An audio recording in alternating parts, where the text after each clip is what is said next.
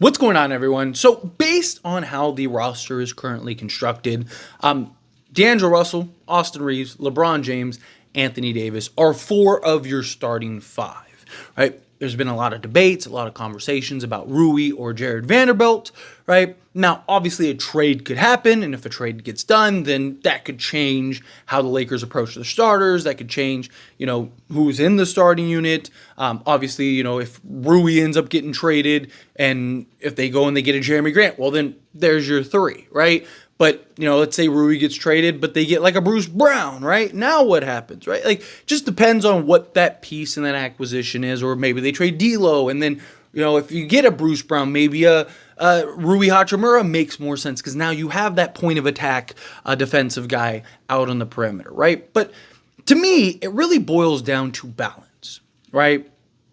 Austin Reeves, serviceable defensively. D'Angelo Russell has been serviceable defensively. Neither are really great. You have a real redundancy in that backcourt that I think needs to be broken up at some point, right? Like, the problem is both guys have very similar skill sets. Neither is excellent in defense, so you don't have that like counterbalance, right? Both guys kind of get torched, and it's just you need a better balance and structure in the starting unit. But the problem is the Lakers don't really have that. Now, I would prefer that the Lakers bring Austin Reeves off the bench. Now, it's not anything particular with Austin Reeves outside of just the information that we have, which is that Austin Reeves gives you the same exact production, just more efficient when he's off the bench. Where D'Lo, there is a decline. Also, Austin Reeves has taken kind of coming off the bench better than D'Lo has. And I know some people would argue and have argued, well, who cares what D'Lo thinks he's going to be traded? But until he's traded, you want the best version of that player. Right? You don't want a terrible D'Angelo Russell that's just on the bench pouting and crying all game and not giving you production. Also, who's going to want to trade for that? You already don't have trade value in him, and you want to make it worse? So again, you want the best version of each player, right? You want the best rotation that you can possibly put out there, the best five guys that work with the best five guys all at the same time, right? So you don't want to bench a D'Lo and now he is a worse version of himself because he's in his own mental, right? Where Austin Reeves, again, he's proven he's more efficient off the bench and can give you the same level of production, because for him it's more about the minutes than it is the actual role. At the end of the day, starting is just a vanity metric, right? That's all it really is. At the end of the day, who are your closing five is usually more important than who's necessarily your starting five, because also you can always just swap out guys. If things aren't really working out, 3 minutes in, boom, this guy's out, right? Let's pull out Reeves and put this guy in, right? Okay, cool, you started, but if you're only playing 10 minutes as a starter, who cares? Right? What are the minutes? What's the role? What's the opportunity? Those things are what really matter. So to me, I do think that would be the case. Here's the problem. I don't think that the Lakers are going to do that. I think the Lakers are going to keep D'Angelo Russell and Austin Reeves in the backcourt. So to me, I don't believe you can go with Rui Hachimura. You can for the regular season if you really wanted to, as we saw. But for those that were, on the journey with me last season, what did I repeatedly say? Over and over and over. Even when the Lakers were 9-0 with that starting unit, I was like, I don't like this unit because they can't stop anybody. They can't play defense. Yeah, when the offense is cooking, let's go, baby, right? But when the offense isn't, what happens? And we ran into that exact problem, right? Offense is cooking. We're up 20 against Denver. Woo, let's go. We finally beaten Denver. And then we hit that wall. And guess what? We could not stop them. We were completely defenseless. To me, I think you have to go with Jarred Vanderbilt in that starting unit, right? Our best five-man unit was the five-man unit that got us to the conference finals. Because Jarred Vanderbilt just covers. It's not only that he's great defensively. I mean, he's arguably the best on-ball defender in the league. But it's the ground he covers. He makes up for so many flaws, so many mistakes. And I just don't think you need necessarily that the level of offense that Rui provides when D'Lo is cooking and Reeves is cooking and LeBron James and Anthony Davis, right? Reeves was very inconsistent last year. And I mean, D'Lo early on, D'Lo really kind of molded, and then he ended up having like a historically great season, but he was rocky in the beginning, right? Reeves never really found that consistency. He'd have, like 5 games where he was really good and he's shooting great and he's doing all that stuff. And then he'd have like 4 or 5 games where he's awful. And then he'd have a game or 2. And then he'd have like 3 or 5 games. Like he just could never really find that consistency game in and game out. Everyone hits those little hurdles. Everyone has, you have a 5-game stretch where it's like, man, like I cannot buy a bucket, right? That's why they're role players.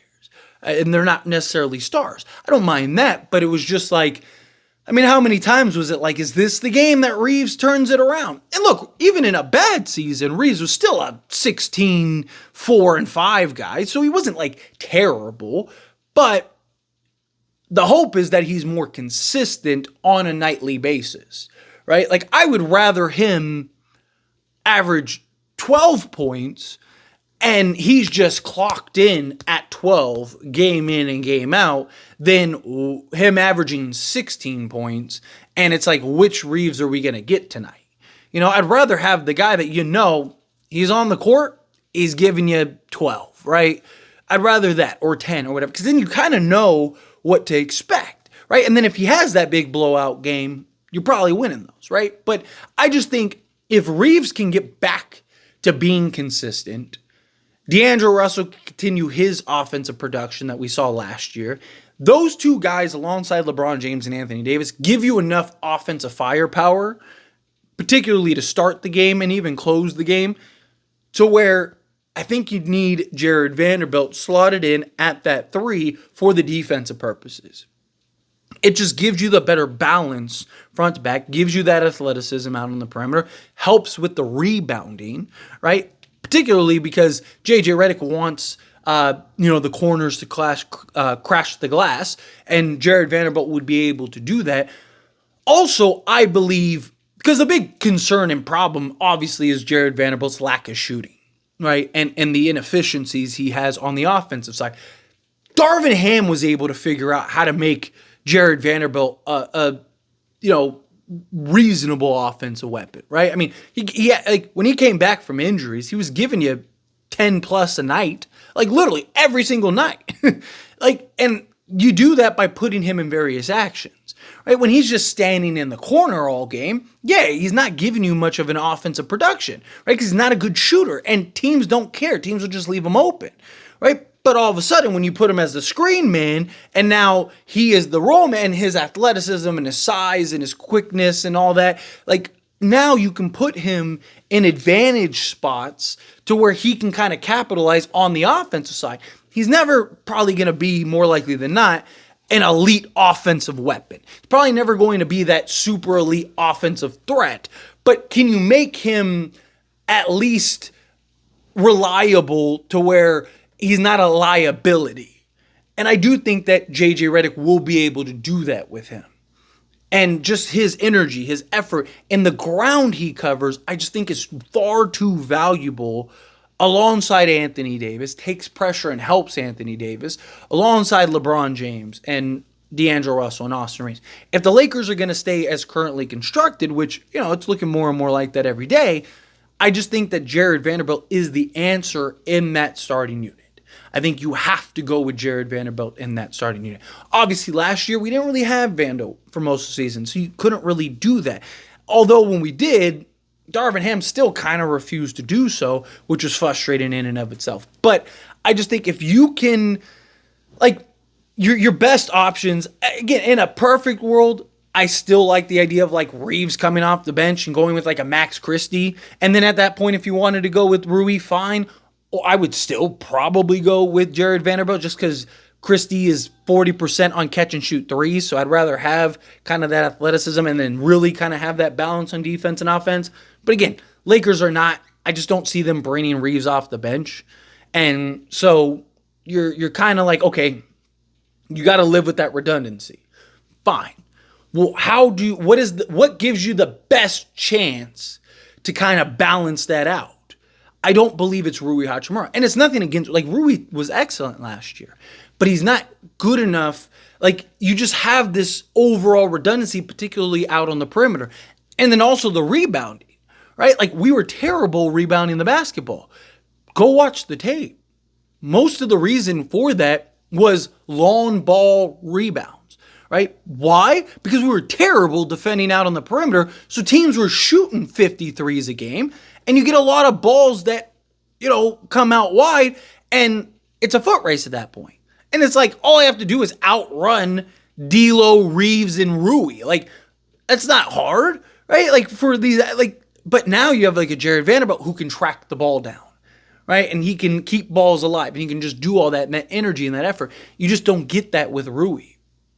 You don't get that defense. You don't get that perimeter help. You don't get that pressure taken off of Anthony Davis, right? You don't get the proper balance where you get a level of offense and a level of defense, right? You want the best balance. You want a top 5 offense, but also a top 5 defense. You don't want a top 5 offense and a top 29 defense because you're not going to win very much, right? Like, you want that as close to equal as possible.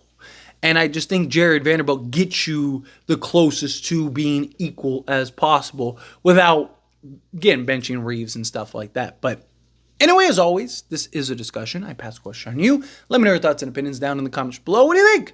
How do you feel? What are your thoughts? Do you agree? Do you think, like, yes, you got to go with Jarred Vanderbilt? Would you prefer Rui Hachimura? Kind of split on it. Again, you can always make the adjustment, right? Like, start Jarred Vanderbilt, and if you need more offense, you just take Vando out and you put Rui in, right? Like, say you're off to a slow start offensively. You just make the switch. It's part of adjustments, right? But to me, I just think more times than not, just having that proper balance, I just think you're in better shape. But again, how do you feel? Let me know down in the comments below.